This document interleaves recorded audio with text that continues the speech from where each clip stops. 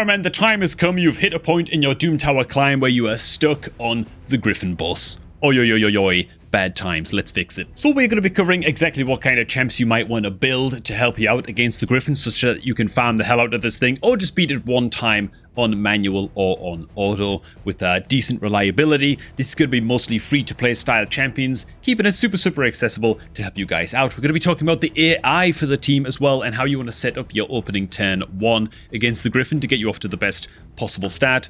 And yeah, all of that good stuff. A TLDR of the team is that you want to run a decent amount of direct healing on the team, not shields, not continuous heal buffs, okay, because those buffs are going to be purged and removed by the Griffin, and so they're not going to be reliable. You want good direct healers that are going to keep your team over 50% health. If you drop below 50% health on a champ, they're going to get a big smack to the face, and they're going to get that 100% heal reduction debuff, and it's just really bad news and tough to recover from. So you want to keep your team as healthy as humanly possible. You're also going to want to run at least 2 very solid damage dealers. You're going to get the Griffin dead quite quickly. Because, yeah, the Griffin is building stacks every single time that it gets, and the more stacks it builds, it's doing more damage, it's getting, it's just moving faster, and so it's just getting more turns, and lots of bad things are gonna happen, okay? So you're gonna get the Griffin dead fairly quickly. And finally, a little bit of debuff removal is not gonna go amiss as well. You can also bring a block debuffs champion, you know, and get that buff up on your whole team as well. And this is because the Griffin is going to be taking any debuffs that you put on the Griffin, and it's going to be transferring them onto your team, okay? Kind of like reflecting those debuffs onto your team, and so that's going to be pretty bad news as well. And the more debuffs you're running in your team, the bigger of a problem this is going to be. So you might want to reserve one of your champion slots just to deal with enemy debuffs kind of being reflected back at you. So what are these healers going to look like on your account? What are some examples? Honestly, good old Scylla the Drakes is going to be invaluable into Griffin. She's just a very solid champ indeed when it comes to just the amount of healing that she pumps out, healing your entire team by 10% of their max health every single time she gets a turn. Just build her as fast as possible, or put her in a relentless set so she gets an extra turn every now and again. And yeah, you can't go wrong with Scylla's healing. She also does bring a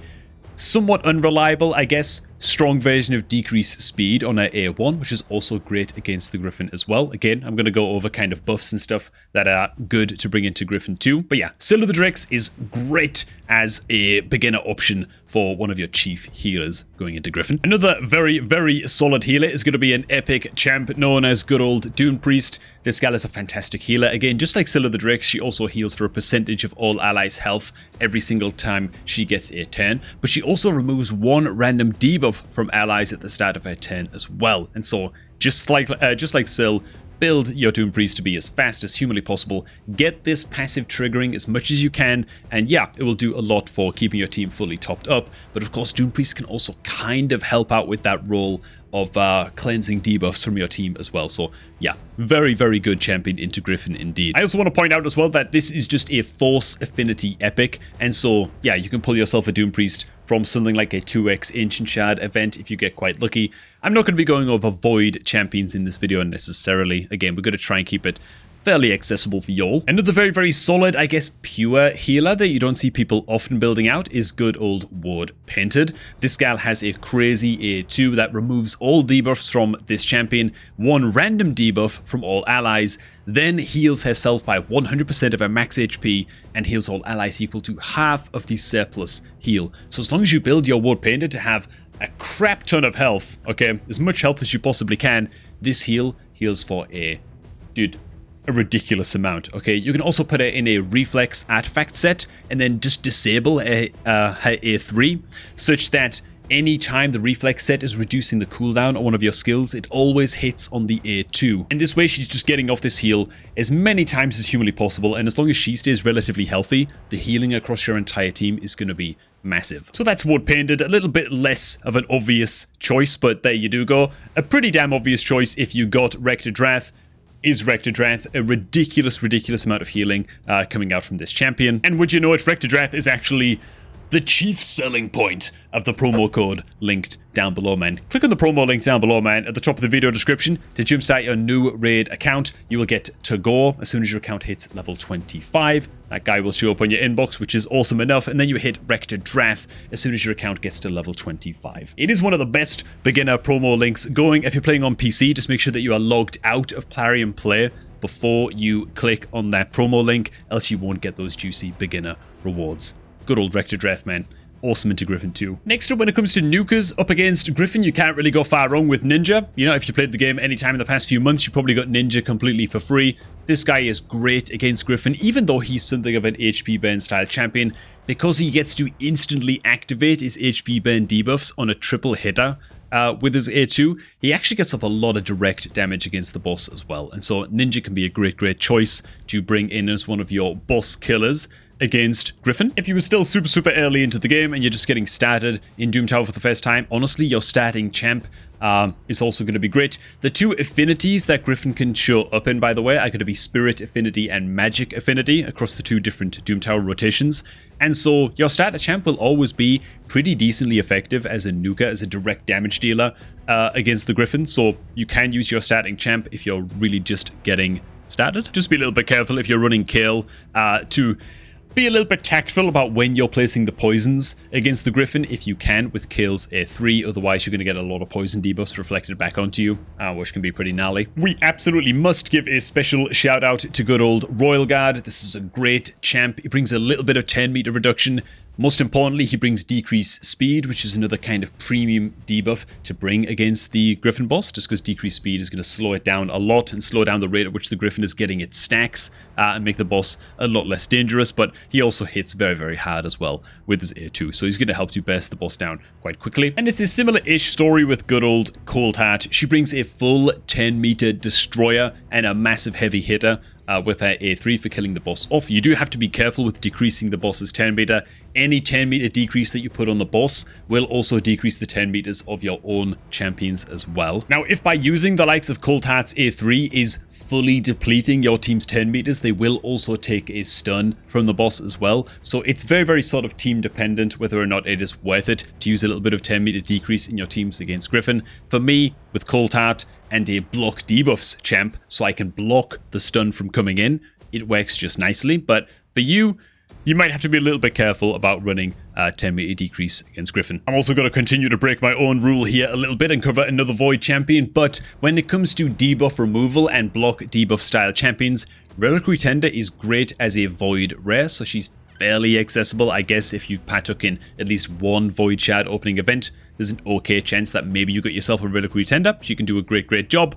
Not as a healer, because she places a continuous heal buff for a couple of turns, which doesn't really do anything against Griffin. It's removing and stripping your buffs every 3 turns that it gets, and so this is not a reliable heal to bring into Griffin, but she does remove all debuffs from all allies on a 3-10 cooldown, and so a little bit of that into Griffin can do wonders and can help you out a hell of a lot. We also had a recent fusion champion that a lot of you guys might be sitting on as well. Good old Both the Rancid is an epic Spirit Affinity champ from the Skinwalkers faction, and on his A3 he removes 2 random debuffs from all allies and heals them by 10% of the max HP on a 3-10 cooldown, which is very good indeed, man. This is solid as hell into Griffin, just a more powerful version of what Reliquary Tender has going on. Also, it's a direct heal as well, and so he's going to help keep your team alive really quite a bit against the Griffin as well. And just to cover one more, because this is the healer that I'm going to be using, or rather the block debuffs champ that I'm going to be using, good old Ayla of the Sylvan Watchers faction. Again, she's a Void epic, so I'm not really covering her so much for you guys, but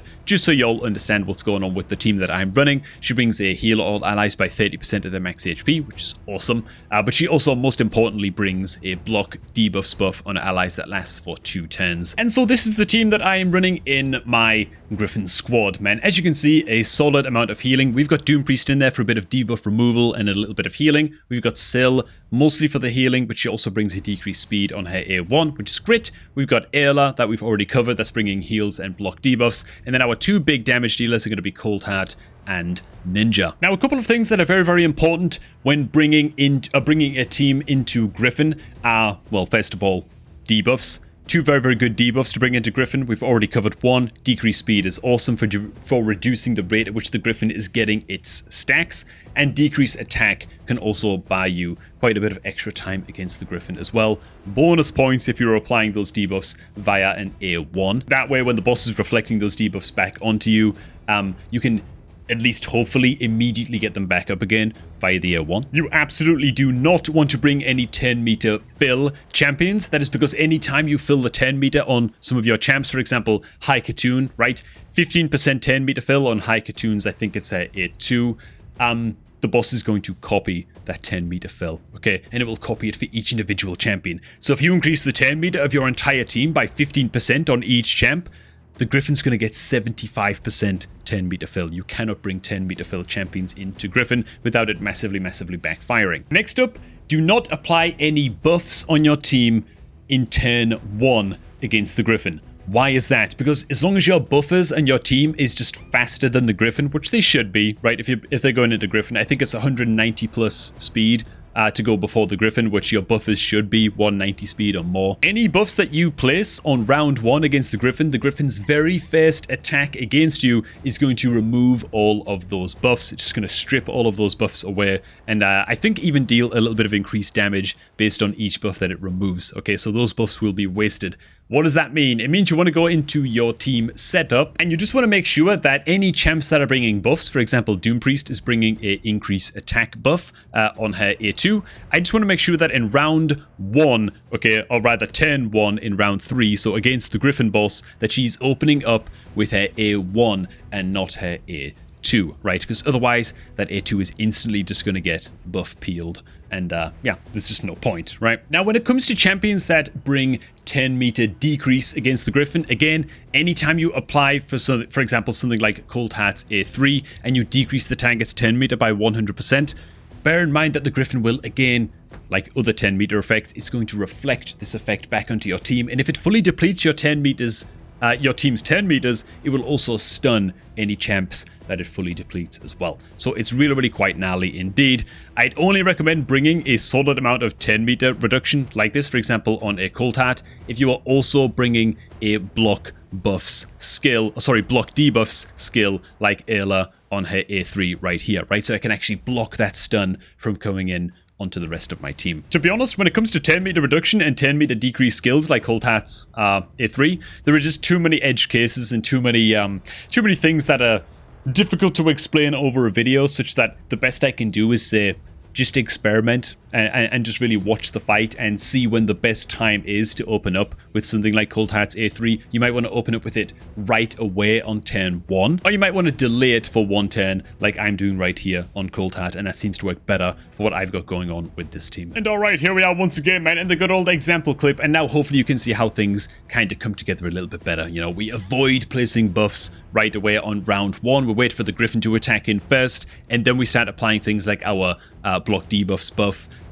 We can start applying things like increase attack as well that we do right now on Doom Priest, and we're just letting our damage dealers go to town, and we are totally ready for the boss to try and reflect all of those debuffs back onto our team, and they're all going to get blocked as, bam, you can see right there. Apart from on Doom Priest, who got like an extra 10 proc from a Relentless set, I guess, which is not completely ideal, but there it is.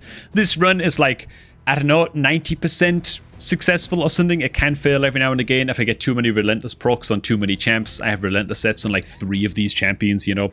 So it can happen and things can go badly wrong.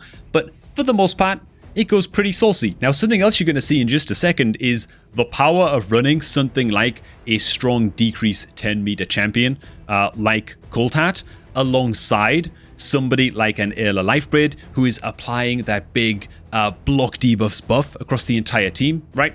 It makes it so that, well, if you decrease the boss's 10-meter, it will reflect that decreased 10-meter effect across your entire team. And if it fully depletes the champion's 10-meter, it will also stun that champion as well. So it can be really, really bad. But if you have a block debuffs buff active on your champ, then they won't get stunned. So it's just a nice little bonus that you can kind of work around. It's not completely necessary. You can just go with cleansers instead of debuff blockers and do just fine. But yeah, it is a nice little bonus that you can kind of work into the team. And on Cold Heart's very next attack, actually, she's about to use her big A3 all over again. and we will actually get to see that in effect. And bam, there it is, man. Block the debuffs, nobody gets stunned. We do get our 10 meter decreased, but is what it is. Yeah, and now it's just a matter of just wailing on the boss and getting the boss dead as quickly as possible. Like I say, I'm not running too many debuffs that are super useful into the boss here, to be honest. With this lineup, a more reliable, decreased speed would be nice. A decreased attack would buy us quite a bit more time as well. Don't have that on the team either. And so things get a little bit sketchy towards the end here. A little bit scrappy, but for the most part, reliable enough to help you all get started against good old Griffin. So there you go, man. Hopefully you've been playing over the past few months and got your hands on a free ninja. That'll get you most of the way there. Seal of the Drakes will get you the other half of the way there. Then it's just a matter of finding some good, reliable, like another good, reliable healer, another good, reliable nuker, like a Cold Heart, then a little bit of debuff control, and you should be mostly good to go against Celestial Griffin. Really hope that this guide helped you all out, man. And alright, as I farm up what remains of my dark fae keys for the day, hey, thanks for watching, guys. Hope you all enjoyed this one. If you did, make sure to hit like on the video and all of that good stuff, man. And you know what? Yeah, that's all I got, really. Enjoy the rest of your evening, and I'm going to catch all of you guys just a tad bit later, man.